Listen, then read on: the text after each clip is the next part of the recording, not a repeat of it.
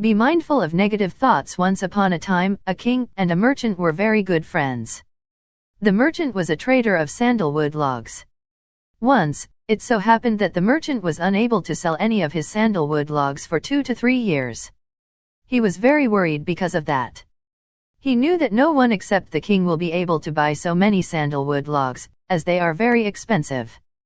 He had an evil thought about the king.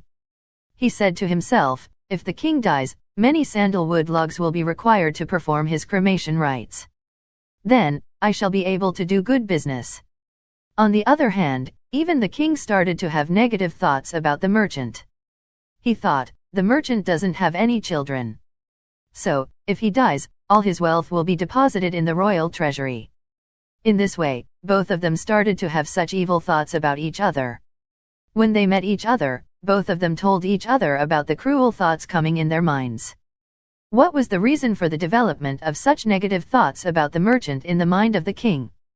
Actually, as the merchant had an evil thought in his mind about the king's untimely death, a negative reaction to this evil thought erupted in the king's mind.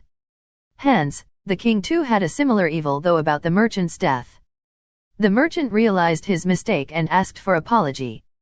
He realized that instead of having such a negative thought, he could have thought of a positive way in which his sandalwood logs could be sold, for example, the king deciding to make new sandalwood doors for his palace.